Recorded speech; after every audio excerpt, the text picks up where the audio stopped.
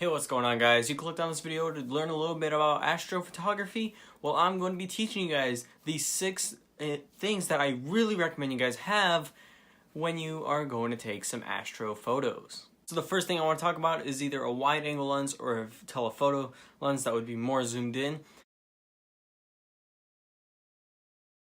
You have to pretty much know what you're going to take photos of, because a wide angle like this 12mm Rokinon lens, it's going to give you different performance than a more zoomed in telephoto lens. So you're going to want to know what kind of lens you need. If you're doing light trails, I recommend having a little more zoomed in one, since it is going to be much easier to get those light trails without overexposing the sky and your scene. So if you are going to just be doing normal photography or just static stars, then a wide angle is going to be great to capture everything around it, and the stars are just going to look static if you don't hold it on for X amount of time. If you just follow the 500 rule, you'll know what kind of lens for what situation you need. So if you do 500 divided the focal length of your lens, and depending on the crop factor, if you have a crop factor on the lens, just multiply that, and you'll know how long you can hold that lens without starting to see light trails. So that's for a wide angle lens. You'll know how long you can actually have that exposure for without having light trails. But if you do want those light trails, then just keep it on longer than you're supposed to, maybe like 5 times that, so you can actually have some nice long light trails. So number 2 is going to be a cable release.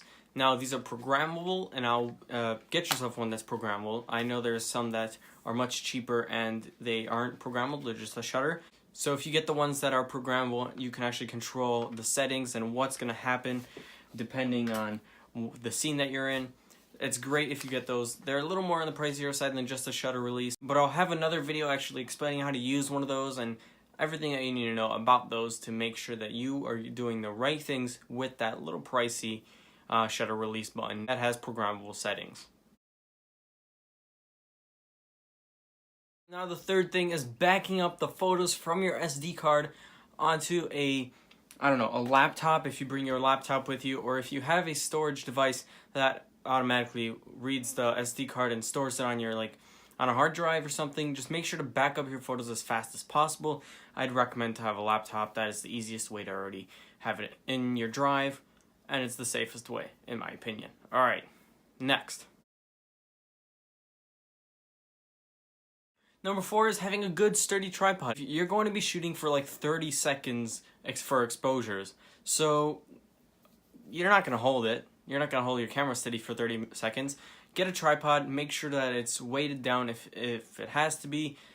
Make sure it's as sturdy as possible. If there's any wind, make sure to put like a sandbag on the bottom or something, just to make sure it doesn't move and doesn't mess up your exposure, because it's a very risky time, since it is if you are doing a meteor shower, they don't really come up that often, so make sure to have it sturdy so your photos don't get ruined. And if you're going to be doing telephoto, you're just as much going to want a tripod and make sure no shake is in the photo. Number 5 is going to be a flashlight. A small little flashlight is good enough. It's perfectly pitch black outside when you're doing astrophotography, so you're going to want a flashlight to see where you're going, but don't point it up when you're taking a photo. Just point it up at your feet so you can see the light spreads apart and you can see a lot. So don't ruin your photos by spraying it in front of your scene so there's like one streak of light. That's unnecessary. But if you are doing a light painting, so you're going to want a little bit something stronger than this. That's not as too strong. So if you're going to be doing light painting, take a little bit of a stronger light and start painting through. You're going to want probably something bigger than this, because this is pretty weak. And the last thing, number 6, is either more batteries for your things. So this is my Sony batteries. I have 4 of these. I only used up 2, but they were both perfectly perfectly with a lot more charge than they should have. I just did it just in case. Or a power bank.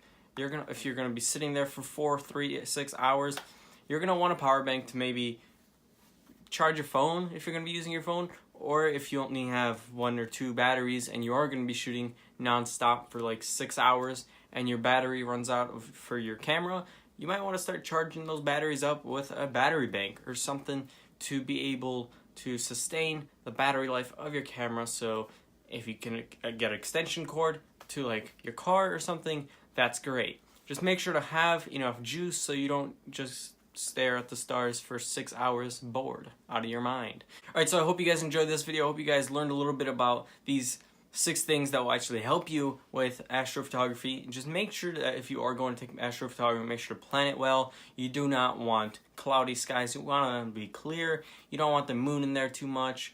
A new moon is your best choice. But if you don't, just something where there's not that much moon in the sky, that's going to be great. So clear skies, barely any moon, and you want to get away from the light pollution. Alright guys, so I hope you guys enjoyed this video. I hope you guys learned a little bit about these things that I recommend if you are doing night photography for the Astros. So the astrophotography. Alright, I hope you guys enjoyed. I hope you guys liked this video. If you liked it, dislike it. If you didn't like it, hit me up in the comments down below to talk to me about astrophotography. Yeah, alright. See you guys.